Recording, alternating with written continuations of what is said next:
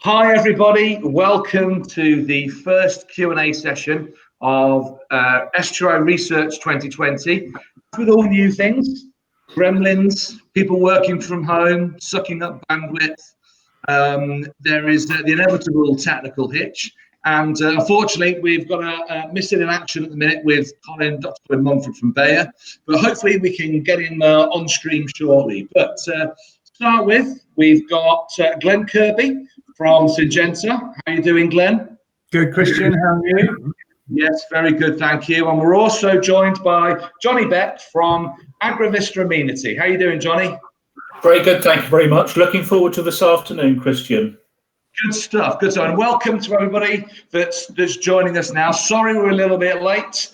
The inevitable technical hitches when you trying to do something under a lockdown light, as it were. So hopefully all you guys and gals that are joining us, don't be shy.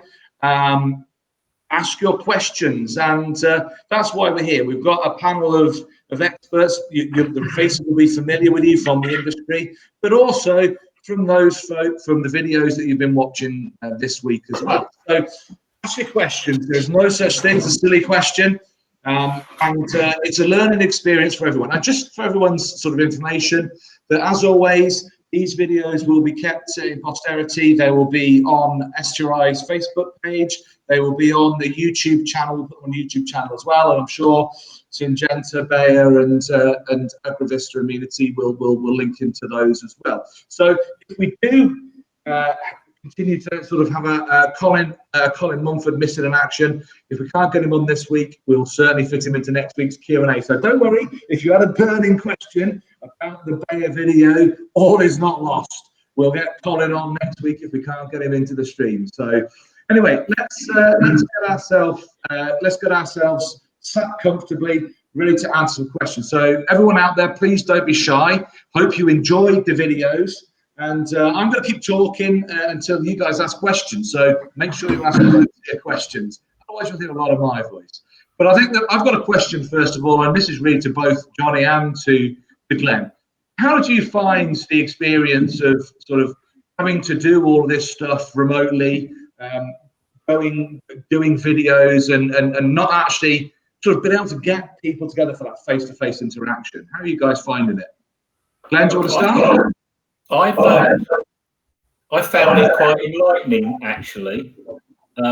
It's the new world, isn't it? We're living on screens and FaceTime and this and that, and the world has changed. And I'll be perfectly honest with you, when this is all over, there won't be an over. People will be much more working from home. There'll be much more streaming.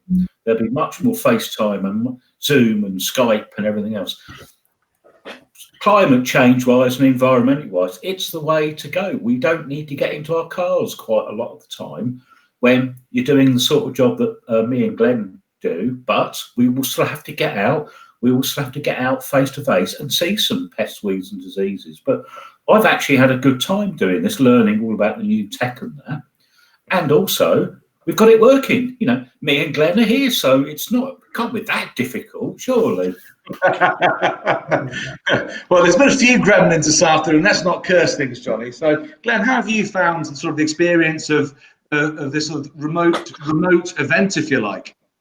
Yeah, I'd echo Johnny's comments, really. Having a role that is trying to cover the whole of UK and Ireland, this situation and people adopting this technology or being forced to adopt this technology has allowed me to communicate with far more people than I ever did sitting in my car driving around the country for a few hours here and a few hours there. The difficult bit for me is I don't get out and see as much turf nationwide as I used to. So I used to have a fairly good understanding of what was going on in Scotland, Ireland, and now it's very much a bubble down in the south centre of England. And that's probably the biggest challenge for me, is just understanding the climatic conditions around the country. But as far as communication point of view goes, it's actually been a real positive. And like Johnny says, I think there's a lot of this is going to stick. The miles I've done in my car this year, you put that in a ratio to the people I've communicated with, and it's been a far more effective year. Well, I'm lucky, and I've got 40 colleagues with iPhones and Samsung phones who are live streaming literally from greens and football clubs and wherever else. You know, we are no more than a couple of seconds away from a live event throughout the day. You know, the world has changed, and you don't necessarily have to worry about not getting out when you do a desk-bound job, because you just need to make sure you've got a good circle of friends that can submit stuff to you. You can see it live. You know, it's a new world, to be honest. Absolutely, absolutely. And welcome to everyone that's joining the stream. Please don't be shy about your questions. The way to ask your questions is just post them in the chat for the stream, and they'll pop up on screen, and we'll answer them as we go along. So don't be shy. No such things as silly questions. So welcome to everybody. Sorry we're a little late, and get asking your questions. So I've got a question for sort of well, again, for both of you really. Unique challenges this year, but again, if we look at the themes of both of the videos that you guys produced, there was an element of sort of significant element with plant growth regulators and how sort of plant growth regulators can be used to really help as a management and a maintenance tool. So perhaps, given the sort of the unpredictability of all things, with years being what they are, with irrespective of COVID, but just even with sort of normal growing conditions, what are your perspectives on sort of how we're using PGRs? Is there much more opportunity, or are there different ways that we can perhaps use them? Perhaps we'll start with Glenn on that one. Yeah, we kind of approached the trial that we did this year right at the beginning of lockdown to look at Primo Max and its growth regulatory properties. Whilst it's a PGR, definitely, it's not really used to reduce. It was designed to reduce clippings and therefore save people labour. That was its initial concept. Whereas as an industry, it's been very much adopted to improve playing surfaces, and there is a whole kind of property range with these PGRs of purely suppressing growth to allow you to reduce cuttings, redivert labour somewhere else. And we kind of use this opportunity to reinvestigate the labour saving properties of Primo, really. But what I generally find, I don't know if you see this as well, Johnny, but as an industry of turf managers, we are very focused on improving turf quality, and we tend to pick every product up, even if there is a saving there in some shape or form, but we just turn that into another way of getting a better playing surface at the back of it, which is why year on year we get better and better and better at producing great surfaces, but we never seem to get any closer to having complete control of these stresses, because we don't kind of take our foot off the pedal and just use them to keep standards the same. We keep driving things forward. Our turf managers, whether they're football, golf, bowls, whatever, are having to put up with changing weather conditions and changing circumstances throughout the year. And what growth regulators do is they level out some of the workload that we've all got to ask our turf managers to do.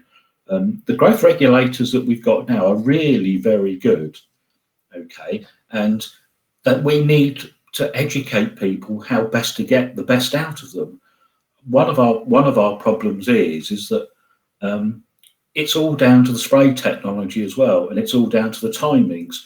But fundamentally, if you get 3 weeks of bad weather where it's blowing a hooly gale and it's raining, that's where growth regulators can help you in the bad times, not just the good times, and it's the bad times. And the big bulk of the cost of running any sporting facility is the manpower and men sitting on a machine. And if you can help people to manage the cutting and all the other bits, that's where growth regulators really come into their own for the majority of people. But for the very high end, of course, playing surfaces are very important. We're after smoothness and trueness and evenness of colour, wear and tear, and that's what also growth regulators do. But we need to just help the education of all our customers so they can see some of the other benefits of what they do as well. It's an exciting time to be in the industry, to be honest.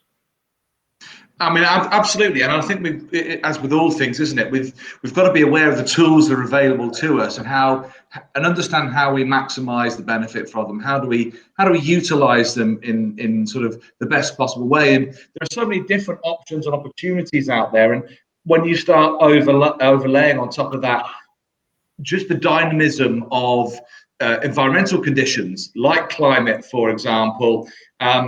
It's a tough job, but I think that's where, for me, it's been really interesting looking at the research that both you guys have done in sort of different aspects of getting PGRs and using them under different contexts, and how those tools might be useful. And we're starting to get a few questions coming in now. So thank you very much, guys. Again, don't be shy. We don't bite, or not often anyway. And any questions are good questions. So we're going to start off with a question, with a question here from David. I've just graded my greens. Would a low-rate PGR still allow lateral growth for recovery, or am I best to stay away whilst they recover? Okay, there's a good one to get our thoughts into, with an autumn renovation type twist on it. So what are our thoughts, gents? I would come in straight away in that we're now first week of November. Okay, Primo Max or Atraxor have temperature ranges where they work best. Okay, Syngenta have got their new GDD model, and we have our amenity weather model. And if I look at today's, I'll turn that round. You may or may not see, but what we would ask you to do is to go on to the amenity weather, and that shows the growth regulatory responses to PGRs. And this week, it is only the southern counties which would actually benefit from using a PGR. Now, I can't think of many people that do actually use PGRs well into November, but the growth data that's showing on the different charts that are available shows there may be a benefit. Now, I'm not sure where David is in the country. David, could you tell me where you are in the country? Hopefully, if you're grading your greens at this time of year, probably somewhere in the south, I would think. In the chilly north, up here in Yorkshire, lads, there's now showing fair snow. It's far too cold. So, well, hopefully, if you're grading and you're thinking about recovery, you do have Manchester. Oh, crikey, Riley, northwest. And hopefully, and what's your temperatures like, David? Hopefully they're not too chilly at the minute. It's a bit brassic today over the other side of the Pennines, so hopefully you've got a bit warmer. Yeah, no, I echo Johnny's comments there. I get asked a lot about using fungicides through the autumn and winter, and I am based as far south as you can get. We've just gone into frosty weather down here, but you've got to think about how long those growth regulators are going to last for you. They're generally, the half-life is related to temperature generally, certainly with Primo. I'm not too familiar with Atraxor, but during this colder weather, you're going to get more longevity out of it. So an application now is going to still be having some kind of effect, certainly at the end of the month, going into December. That is a time where you do not want to be suppressing growth in any way, shape or form. Now, we've done some trial work under low light conditions and during winter in ryegrass and football environments. And there is a benefit to going into these periods with a program to help your plant kind of use all of that light that is available. But once we get to this point, I would be steering away, particularly on greens. Now, if you were talking about a tea that wasn't getting a lot of use, something like that, then I would be considering it. But on greens, I would be steering well clear at this time of year. I've just checked the data for Manchester, and it is not appropriate putting Primo down at this time of year. However, Primo is still appropriate for the next 10 days in the Kent area, and for prohexadiene calcium or Atraxor, all the southern lowest, all the coastal counties, it's still usable for the next 10 days. But I would have to say, David, not appropriate for where you are. So, David, unless you can lift your golf course and take it down to the Kent coast, I think you might be a little bit stuffed. But as you say, I mean, and this is an interesting point, isn't it, gents? Because I don't know how you feel about it. I've just got some feelings in my waters. There's nothing scientific about it. I just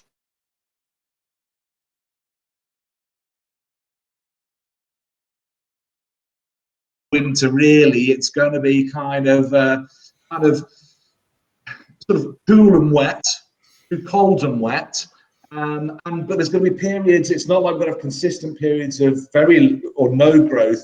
It's going to be sort of up and down, up and down, up and down. And I guess it's just having to tweak our management programs with nutrition, for example, and management with mowing, just to help keep winter performance from that regard. I can give you a little insight if you like. I'm a bit of a weather watcher, and there is an El Nino event occurring at the moment off the Californian coast and running down on South American coast, and that is normally a predictor of heavier rain than normal. Okay, so you can all go onto Google and the internet now, look up El Nino, which is a sort of another name for it, and that is now developing, and it hasn't really been strong for the last 10 years, but certainly now there is one forming now, and that's normally a precursor to wet. Okay, so you know, we can go a bit further forward. We can look at the next 6-8 weeks, and that could be what's happening. Well, absolutely. We all remember last year and sort of generally wet conditions right the way through the autumn and winter period. So, well, interested to see how that all pans out. And Johnny, that's an interesting point. And in how, and I know, Glenn, you guys with Greencast have got sort of weather tools to help. And I think though the use of weather tools and the more streams of information, the better it will be to be able to really help inform our decision making when it comes to what management and when's it best. So that's great. We've got a question here from Plan, and what Plan's saying is, what do you think about using persistent visual and thermal image data to measure stress and guide irrigation? Crikey, that's got a bit technical, that is. Well, that's an interesting question. And is this something that you've been playing with, or you've been listening to some of the university guys playing with? Absolutely. Remote sensing technologies in other industries, agriculture, for example, play a tremendous role, and understanding how we can perhaps see things before the human eye does is a critical part of that. But I don't know whether you guys, Johnny and Glenn, have got any perspective on that. Our trial plots already use that remote sensing data. We have amenity turf trials on agricultural. I'll start again. We hang on the shirt tails of some of our agricultural colleagues, and we have turf plots on large agricultural trial areas. And all the agricultural trial areas that Agrovista have a monthly or even a 2-weekly full drone assessment. Okay, and they do all sorts of things, and it's now part of the standard research that happens with agricultural products. And we unbelievably can see our plots in the agricultural fields, and we can see them exactly as well. But we're only talking about little girls' plots of, say, 2 meters by 10 meters. Our agricultural colleagues are looking at 1 acre plots and 1 hectare plots. So ours look a bit Cinderella-ish, but we're there and we're ready to have it done. Yeah, absolutely. If you were to fast forward a decade, I suspect it will be a key part of our management strategies. We've done a lot of work with drone technology, and the sensitivity on those drone cameras is phenomenal. It becomes a problem. I mean, we did a lot of work, and then we had all the airport shutdowns, which now seems to pale down into insignificance. But if you remember back to the drones shutting down airports, and that kind of put a stop to the drone projects for us, because we realized that long-term drone cameras aren't going to be something that are just flying automatically around golf courses. but you can get the resolution out of those to really learn something. So we're looking much better at satellite technology now. There's now satellites up there that are taking NDVI images of everything around the UK probably twice a day, and that is now down to less than 0.5 meter resolution. So we've done some work with that. 0.5 meter resolution isn't enough at the moment for us to make strategic turf management decisions on. It's great for agriculture because 0.5 meter is on a large scale field like Johnny talks about is really useful, but in turf it's not there. So we're watching it. That resolution gets tighter and tighter and tighter, and the moment that technology is there, we're ready to do something with it. But at the moment it's not there. There's potentially some projects in permanent cameras looking at greens and situations to monitor the changes using that technology. I don't know anyone who's investing significant funds into that at the moment, though. But I think fast forward 10 years, when agriculture resolution gets tight enough, I think you'll see a lot of it in mainstream golf. My Agrovista agriculture colleagues already have a division that currently operates and does this for farmers. They have sensors on the front of the sprayer, on the front of the fertilizer spreaders, and each time they go up and down a field, they're actually measuring a number of different components already, and it's there. Okay, so we're like a lot of things, we are a little bit behind in the turf world, but it's already there in agriculture. Yeah. So we watch and wait and see if it can be miniaturized for our view. But you can't really put a sensor on the front of a mower and have it work very successfully. And we have asked that happen, and there's a resolution problem with it. You'd only be looking at a foot or two, 50 square centimeters of turf, and that isn't necessarily representative of the whole green. But we're looking at it. Wait, watch this space, and something will happen.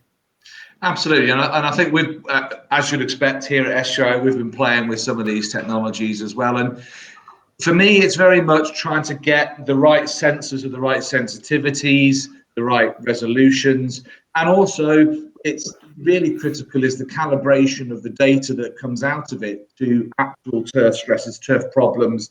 And I think undoubtedly the technology is there fundamentally. Undoubtedly, it will come in the future, but we're just at this stage now where it's this miniaturizing enough to be able to get it into sort of the turf context. So it's easy to deploy on a golf course, whether it's with drones or whether it's on equipment. And I think the other element to it, which I've seen, is the ensuring we don't end up with paralysis by analysis, and you end up with fabulous looking stress drawings of whatever it might be, different types of reflectance ratios. But it's got to come back to, and this is where for me it's really important, it's got to come back to dovetailing with agronomic advice and maintenance advice. And so I think it very much is a future, but it's not a future probably that's here for next year. It's probably something that's going to be in 10 years. I mean, I look back to when I first joined STRI when I was but a young lad, youngest lad anyway. We were sort of had some fairly clunky sensors at that point back in 2005, and now we're walking out there and we've got handheld NDVI meters that light, quick, easy, can run for weeks on a charge, giving you tremendously useful data. And I think in the future, we're going to end up with those kind of tools coming in, and agriculture, of course, is a key market for that, and it will filter down to us undoubtedly. So I think it's here and it's gonna stay, but it's just got to translate across into the turf industry and watch this space for the future. So I think there's going to be a lot of interesting stuff coming through in the next 10 years, and we're going to need it. We're going to need it, that's for sure. I mean, some of the work we're doing for Golf Course 2030, which is the RNA's initiative to look at golf industry in the future, it's quite enlightening when you start looking at climate change models. And Johnny, no doubt you've got a perspective on this as well, as will you, Glenn. But when you look at the way the weather and climate in the UK is going to change, even on the good model, the one that says small changes, medium and high risk, sort of the worst case scenarios, we are going to have undoubtedly in the next 10 years big differences and different changes and inconsistencies with weather and more extreme weather. We're going to need all this tech. We're going to need all the tools at our fingertips to be able to deal with it, I think. And that for me is where this kind of event and actually tying directly research that we do in the ground, whether it's looking at PGRs, GTD models, lower inputs. I think that's really important for sort of evolving our thought process and how we're going to adapt to change in the future. I don't know how you guys feel about change and future change, and how we're going to equip ourselves to deal with it. We're all working on it. You've only got to read your news to say that things are changing. Yesterday's announcement by DEFRA that there would be major changes to the urea use in the UK, and that's solely down to the amount of ammonia escaping into the air. We may lose solid urea applications on fairways, so it's very important, and it's increasingly becoming important. And my guess is, because we're hosting COPA 26 next year, I think the environment will come back into play. And if Biden gets in America, he'll put the USA back in the Paris climate change thing again. I think we're waiting, aren't we, for decisions to happen all the time. So I think there'll be a major change, about to happen. But let's wait and see. Absolutely, plenty of challenges. And David, who's in good form this afternoon. Well done, David. I like the fact that you're grabbing the bull by the horns and you're just asking us questions. And again, guys, gals, this is a great opportunity to tease the grey cells of these experts we have here with us. So challenge us. And I think David might just be doing that. So David's asked the question, is there any lacase products coming through to market to improve degradation of lignin in faction? So from what I understand, that's a fungal-based enzyme which is useful for breaking down certain organic molecules. I don't know whether you guys have come across this in terms of sort of, maybe it's certainly not products at this stage, but whether there's anything you've come across in other countries or other work where enzymes and the digestion of organic matter is important. We've seen it with our agricultural college trying to break down straw residues with old crops. When you cut a field of wheat or barley, you're left with the stubble. 15 years ago, we set fire to the countryside and burnt it. Now that's very, very outlawed.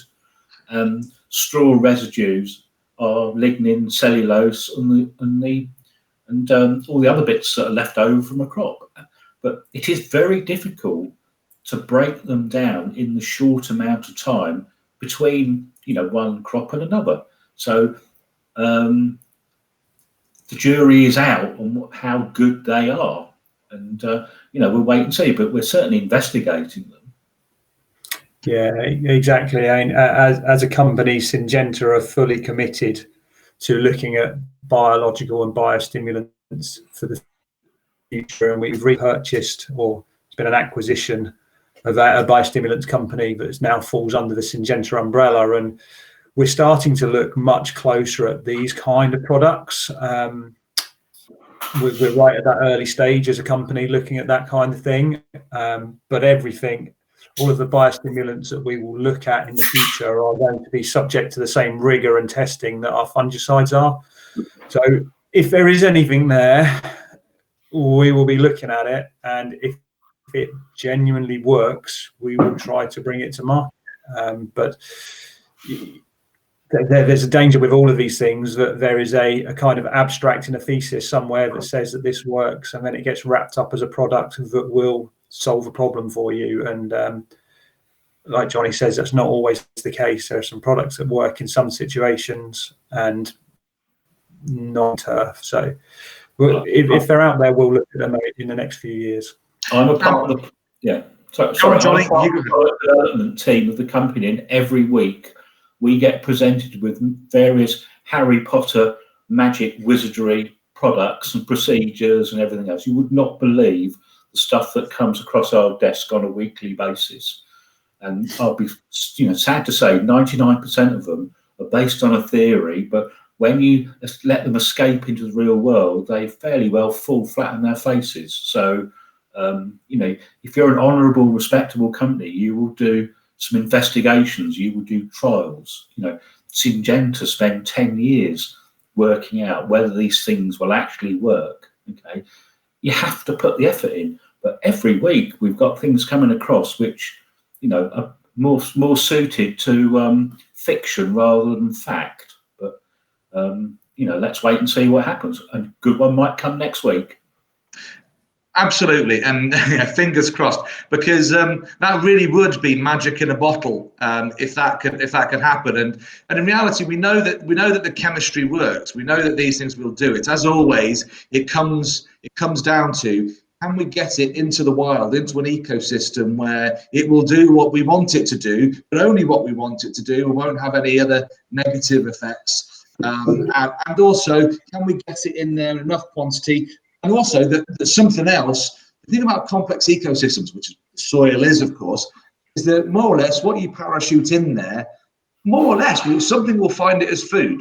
And if it's not doing the job you want it to do, protein molecules, which is what enzymes are, will actually become nice, tasty sources of nitrogen for some micro beast or bug. So, but yeah, fingers crossed. And I think these are good areas to be looking at. However, I put my traditionalist hat on, and I think for me, the bottle for organic matter control, and this is a lovely pet topic of mine, the magic of dealing with organic matter isn't in a bottle. I think ultimately is down to a lot of hard graft, good greenkeeping, prevention certainly better than cure, and looking at making sure that we can improve, get our soil working healthily. Because if our soil works healthily, we get the right sort of level of ecosystem and community in that, they are going to make short work of organic matter, and we support that with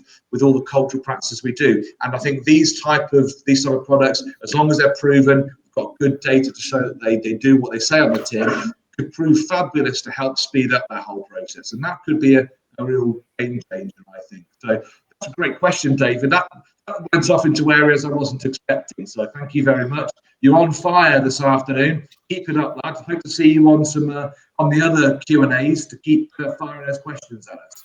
And another one here, and this harks back a little bit to what we were talking about earlier. So I'm probably going to butcher your name. Apologies. Salia from Finland. Hope you're doing well. And Salia is saying, greetings from Finland. I've been thinking about how much our short days during autumn affect primo longevity, assuming that the temperatures will still be enough for growth. And I think that alludes to what you were talking about, Glenn, isn't it? Is that there is definitely a use there, potentially, but there are limiting factors, and we just have to be aware of what they are and make sure that we use the tools effectively. Yeah, and I'm going to make an apology now because I do know Silia, and I haven't responded to her an email that she sent me last week. So sorry about that. Primo in Finland is a very different situation to Primo in the UK. In Finland, they have a drop-off in temperature and really short days, and I think there's more opportunity in that environment because they go through high light, low light. So you can kind of prep that plant for the low light situation. And at the same time, you lose light is the time that your Gulf is disappearing and you go cold and you shut down. So it's not like in the UK where light kind of stays there and slowly dribbles away and we get loads of play at the same time that we're trying to recover from and nurse through the winter. They're shutting down. However, I don't have a clear-cut answer because it's not any work or data or trials that I've done in the past. But I think that would be a more obvious use to use it prepping to that cold period, then shut down and then see what comes out in the spring. And we'll put that on our list of trials to do, Salia, that I haven't got back to you about yet. We have some experience of this actually, in that with your pigments plus growth regulator, you can perhaps extend the playing season a few weeks more. But fundamentally, when the sun starts to shut down and the temperatures start to drop, that's it. But we could probably give you 2 or 3 weeks more playing before the plant shut down with a PGR pigment combination. And we've had trials at the STRI probably going back 8-10 years now, haven't we, Christian, with pigment technologies going over the winter. And could you just give us a little brief summary of what actually happens when you do it over winter? Yeah, well, I mean, I think that the key thing with the use of pigments as you go through those sort of, if you like, winter stress periods in the run up to them, it really does help boost plant health, and you end up with a plant which is happier, healthier. The mode of action, the mechanisms, of course, are not necessarily obvious, and there is lots of theories and hypotheses from increased heat absorption in the leaf surface through to improving photosynthesis in low light conditions, for example. But undoubtedly, the use of these tools with pigments in particular can really be beneficial to boosting plant, even in low growing, sort of low growth conditions. And I think it's all about, when you're in that set of circumstances, boosting health to get the maximum out of what little resource you have. And it is very difficult. You're right there, Johnny. What you say is there's only so much we can fight nature, and we shouldn't be fighting nature necessarily, but we can twist and make it malleable to our desires. And in the stadium environment, they've much further to be able to do that, but then they're dealing with, like a glass house, a much more confined environment. So you can heat the soil, you can put the light on, you can create artificial growing conditions that are suitable for the grasses. But I think you're right. This is, for me, is where the marginal gain is to be achieved from sort of natural stress periods of the year, winter stress going into the winter period, high disease pressure, and sort of continued use, and sort of the benefits you can get through those periods where you may be getting sporadic growth can be really beneficial. So it's certainly worth considering, because the benefits are definitely there and scientifically proven. So, and that, Johnny, as you say, is the key. You can't argue with the science.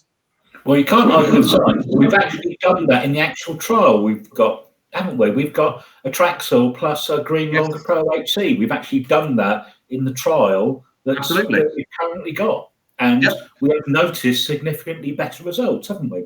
Yes, and turf health, turf improvements, improved quality and colour. So I think all of these things translate through with getting the right products in the right combinations is really important. And so it's a good way to plug your video for anyone that didn't quite get to your video. Make sure you watch it, because there's some good stuff in there, just as there is with the Syngenta video. I mean, we've been working with that throughout the whole of the summer and the spring, and it's nice to see a rounding off, if you like, of that story. And we do love stories, and stories are really powerful. Stories backed up by science and numbers is tremendous evidence and tremendous opportunity to get that message across. And we've got a couple of questions, and I think we've got Salia with a follow-up saying it's a rising issue in southern parts of Finland in autumn, where temperatures are increasing beyond what they would normally be. Tomorrow the temperature there will be around 13 degrees C. So absolutely, the grass will be growing, and the soil temperatures are up, then that one's definitely going to be good for growth. And play is still going on with only 8 hours of daylight. Whereas in other years, especially I guess historically as well, you would normally now be under snow cover. So it's a very interesting point, and I think this links into sort of our friend climate change, and how we're all going to have to, whether you're in North Europe, Central Europe, Maritime Europe, Southern Europe, globally, we're just going to have to be dealing with a different set of growing conditions. We're going to have to throw out our preconceptions of the growing season and accept, I hate to use the word, but a new norm for turf in terms of how the turf is going to react and respond. So that's going to be something we're all going to have to wrestle with, but that's a great question. Well, there's help there. There's help there out there already with the PGR pigment additions. There's a question from Martin Parrish that Let's put to Glenn first.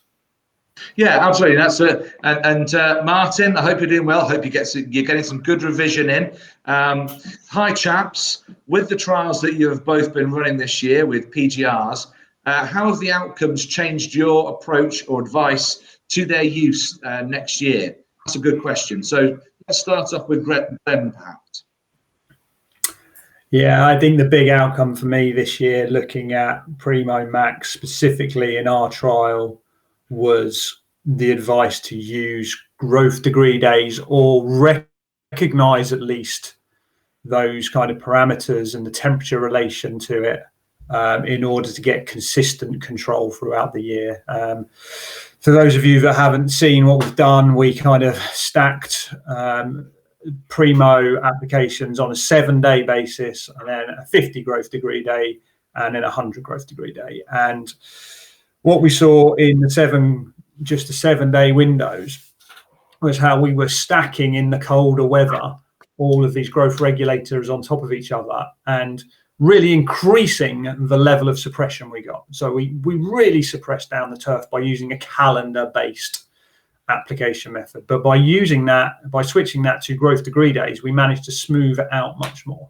And we were pretty extreme. But I think what comes out of it is a really simple model of, if it's cold, apply every 4 weeks. If it's really warm, apply every 2 weeks. And if it's in the middle, somewhere in the middle. You know, don't get too hung up on the numbers, but recognize the shift, because the feedback I get a lot of times from people using products is, oh, it does a great job for us in the spring, it shuts down the growth, but yet in the summer it doesn't work as long. And that's because people aren't varying their window based on the time of year. So you're over suppressing in the spring, which for my mind is a period where you don't want to be over suppressing. We're trying to get some growth. And then you're under suppressing through the summer, and you're running out, and you're getting into these flushes of growth. So for me, the big thing was using GDD windows, and we've really tried to simplify that with our online tool. So take a look at it, and it will benefit your consistency. Now, we have taken a different approach in Agrovista, in that we now have an advanced Kinder Parry weather analysis model, which will allow us to put on earlier growth regulators, okay, using prohexadione, and then switching to Primo Max. And also our trial physically mix the two together. And this is certainly a European first that's never been done, mixing two different growth regulators together in a turf amenity situation. And the trials have shown in the STRI, it works, doesn't it, Christian? Absolutely, and to good benefit as well. And so, right. Again, there's no one way, there's no one size fits all. And I think it's tailoring your approach to your conditions, the type of sward you've got. Do you have what kind of context? Are you looking at fine turf greens, fescue bent, predominantly creeping bent, annual meadowgrass bent, or mostly annual meadowgrass? All of these things will be very important to your decision making about when to jump and how much to jump and what products to use at different times. And you're right there, Johnny, that we've seen real benefits when combining both of those together for very specific purposes. And I think it's looking at the individual components of the products and the materials we have at our fingertips, and how best to deploy them in those circumstances is critical. And that's why trials like you guys at Agrovista have done, it's helping to push those boundaries, and as you said, European first, and help to expand our understanding and knowledge. And I think that's why, for me, it was great that you guys could get involved and talk about that, albeit in a 10-minute video, but at least to be talking to people directly about that. And I think the message coming out of this week's videos, and albeit really we'd love to have had Colin Mumford here from Bayer, but for you guys, very much we've got sort of how we use plant growth regulators as part and parcel of a management program under different conditions to achieve different results, and using information such as growing environment, environmental condition, temperatures, all the rest of it, weather, to help govern that. And I think it's great to see how these tools offer flexibility of approach, and for me, that's the beauty of it. That also comes with a downside in the sense that you've got to understand what you're trying to do and how you're trying to achieve it as well. So that I think is a really important message, and yeah, definitely we have got more tools at our fingertips to be able to look at these things. That's a great question, Martin. I really like that. That's a good one. Well, can I ask, is Martin one of your basis candidates? Yes, absolutely. So Martin's on the basis course. So to be fair, I'm surprised he's not got fed up listening to my voice, since he's going to be listening to podcasts with me talking about mouth parts of different types of organisms and earthworm casts. And I see Glenn's got a glint in his eye, and it's taken him back to a dark time, I can see. It was a painful period of my life. Well, basis, excellent grounding for people working in the industry, Glenn. So don't you worry about it. All joking aside, I would thoroughly recommend it to anybody. Absolutely. I mean, it changed kind of. It helps, I think, no matter where you are and what experience you've got, to help draw put some of those bits in the jigsaw in place, and how to draw some of the threads together. And just I found when I did my basis that it helped just to make me a slightly more rounded agronomist in how I think about things. So good luck to all the basis group who I'm teaching, and I hope that you guys can use these videos and this Q&A as a bit of a revision guide as well. So that's good. And Martin, less time watching videos and Q&A, more time studying, please. So I think I'm one of only two people in the UK that's actually done 2 full bases. I did full basis agriculture and I did full basis amenity, and I've done weeks and weeks of it. And you can get fairly bored of potatoes and oilseed rape after a while, I promise. But that was in a past life, that was. Oh, absolutely. And well, you certainly went for the hard, rocky road there, Johnny, that's for sure. Yes. That's dedication for you. Well, I used to work at Gellert Hill, the Syngenta research station, so I've got a great affinity with that company, I'll be perfectly honest. So, and that's where I did my first basis there. See, there you go. As always, it just goes to show the world, whilst big, can also be a small place at the same time. It's a very small place at times. Absolutely. Well, I'm aware, gents, that we're rolling up to nearly 50 minutes. As is the case, I keep getting told by the social media experts, don't go more than half an hour.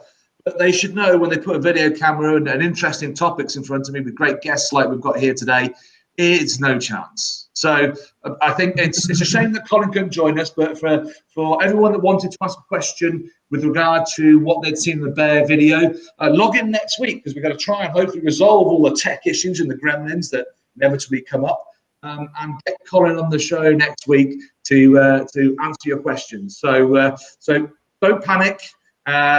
Join next week, and Colin will also be here. Hopefully, fingers crossed. And this was only week 1. We started it really strong. We had Syngenta, Bayer, Agrovista Amenity, and next week we've got a good cross section, a lot of stuff which is coming out from STRI, some really interesting stuff, looking at Golf Course 2030, looking at visualization technology for development and design, and we're also going to report back on the Golf Research Enterprise project, which you'll have remembered from last year's research days in BTME. This year seems a long time ago now. Where we're looking at setting up some trials. So another cracking week next week, but that's only week 2. We've only just done week 1. And very much thank you guys. Thank you, Glenn from Syngenta, Johnny Bett from Agrovista Amenity, and the MIA, Dr. Colin Munford from Bayer. Thank you guys for taking part in the event. Without your support, we couldn't get these events up and running and off the ground. And it's a pleasure, as always, to talk to you guys. So I'll just give you guys a last opportunity to say a goodbye, and then I think we better sign off. Thank you all. Keep safe and enjoy your lockdown. Thank you, Johnny. And over to you, Glenn. Yeah. Just take care of yourself, everybody. It's a funny old world out there at the moment, but keep sane and pick up the phone if you ever want to chat. Absolutely. Keep safe. Well, I will see you all next Thursday at 4 o'clock, and check out the videos next week. And yeah, have a good weekend, everybody, and we'll catch up next week. Bye for now. Cheers, Christian.